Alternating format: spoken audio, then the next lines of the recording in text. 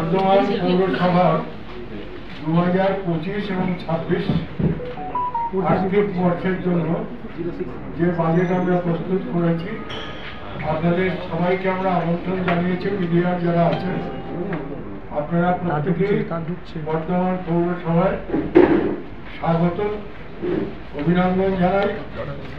সারা বছর ধরে আপনারা আমাদের সঙ্গে যেভাবে আমাদের কাজে কর্মে পদক্ষেপে আপনারা সহযোগিতা করেন, তার জন্য প্রত্যেককে প্রথমেই পৌরসভার পক্ষ থেকে আমাদের বর্ধমান দক্ষিণের সম্মানীয় বিধায়ক, যিনি বর্ধমান শহর থেকেই নির্বাচিত, স্বাভাবিকভাবেই বর্ধমানের যে কোনো প্রজেক্ট, কাজকর্ম, উন্নয়ন সবকিছুর সঙ্গেই তিনি যুক্ত থাকেন।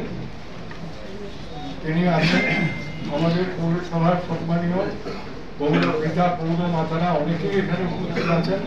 ভাইস চেয়ারম্যান রয়েছেন, পৌরসভার সেক্রেটারি রয়েছেন, অ্যাকাউন্টেন্ট রয়েছেন, এবং এভাবে আজকে পৌর বাজেট আমরা একটু আগে পৌরসভায় পাশ করে নিয়েছি।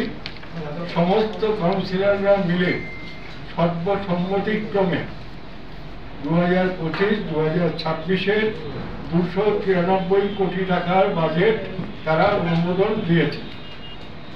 টোটাল বাজেট খরচ হচ্ছে 293 কোটি টাকা। এবং আমাদের যে কিছু প্রকল্প পরিকল্পনা আছে, আমি সংক্ষিপ্তভাবে মোটামুটি জিস্ট যেটা, সেটা আপনাদের সামনে আমি ঘোষণা করে পাঠ করে দেব।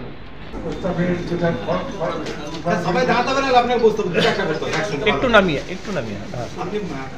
করতে চাই এবং কোন কোন কাজগুলো এই মুহূর্তে চলছে তার একটা সংক্ষিপ্ত সার আপনাদের সামনে আমি রাখবো।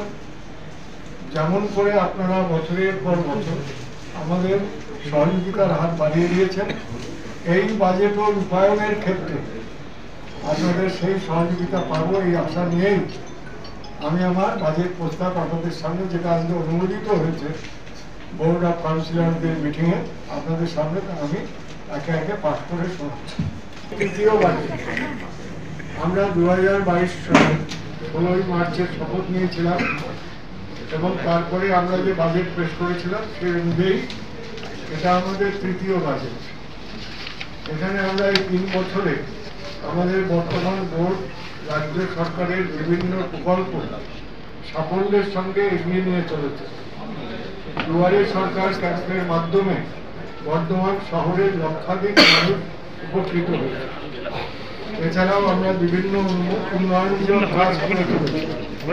এর মধ্যে যেমন আছে নতুন রাস্তাঘাট নির্মাণ, নর্দমা তৈরি, তেমনি আছে শহরের গুরুত্বপূর্ণ এবং বড় বড় ড্রেনগুলি পরিষ্কার, শহরের সমস্ত সিএফএল লাইটগুলি এলইডি লাইটে রূপান্তর সহ শহরের বড় বড় পার্কগুলির যথাযথ সৌন্দর্যায়নের একটি অন্যতম প্রকল্প হল মা প্রকল্প। মা ক্যান্টিন আপনারা প্রত্যেকেই অবগত আছেন, যেখানে 5 টাকার বিনিময়ে দিন বা প্রতিদিন পেট ভরে খাওয়ানো হয়। সেই প্রকল্প মা প্রকল্প অনুযায়ী এই প্রকল্পের আওতায় কেবলমাত্র 5 টাকার বিনিময়ে দুপুরের খাবার দেওয়া হয়, যে কেউ এই খাবার খেতে পারে। বর্তমানে আমাদের পৌরসভা সাফল্যের সহিত 3টি মা ক্যান্টিন পরিচালনা করছে, যার মধ্যে একটি বর্তমান মেডিকেল কলেজ হাসপাতাল এবং অন্য দুটি যথাক্রমে তিনকোনিয়া এবং পুলিশ লাইন বাজার এলাকায় রয়েছে। প্রতিদিন এই 3টি জায়গা থেকে গড়ে 750 থেকে 780 জনকে দুপুরের আহার দেওয়া হচ্ছে। পশ্চিমবঙ্গ সরকারের পৌর দপ্তরের সহযোগিতায় বর্তমান পৌরসভার তিনকুনিয়ায় একটি shelter for urban homeless building স্থাপন করা হয়েছে। শহরের 50 জন ভবঘুরে মানুষকে এই স্থানে রাখার ব্যবস্থা করা হয়েছে। নিকটবর্তী মা ক্যান্টিন থেকে এদের দুপুর ও রাত্রের খাবারের ব্যবস্থা করা হয়।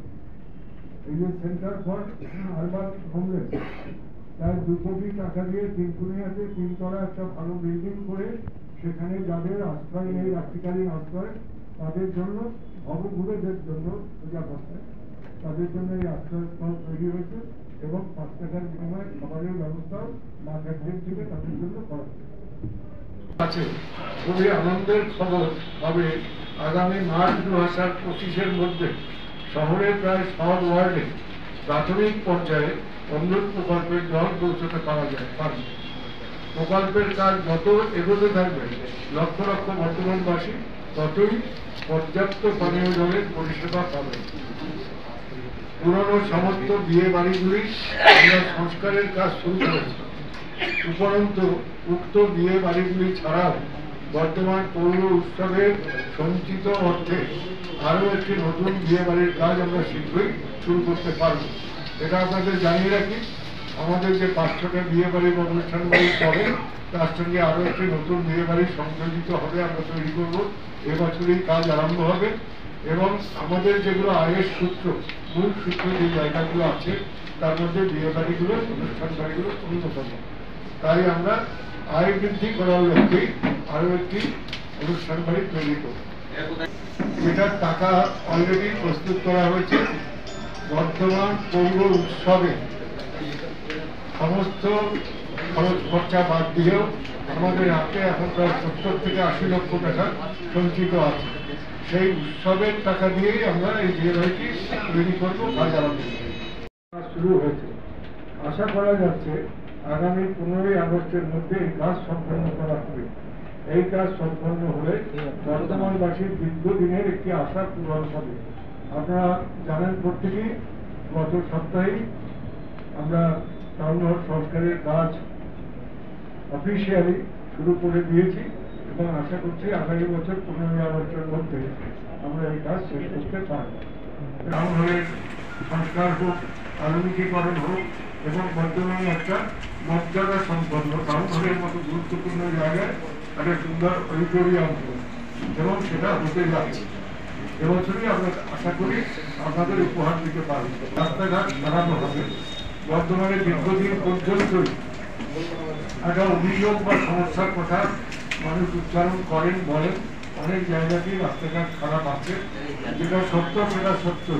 আমরা একবারও বলছি না আপনাদের কাছে, সমস্ত রাস্তা আমরা সারিয়ে দিয়েছি বা পুনর্নির্মাণ করতে পেরেছি।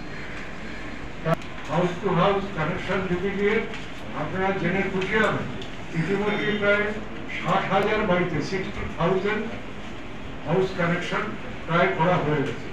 এই বাড়িতে কানেকশন দিতে গিয়ে রাস্তা ঢালাইয়ের পরে আবার কাটতে হচ্ছে, রাস্তা তৈরির পরে আবার ঘোরাফেরা করতে হচ্ছে।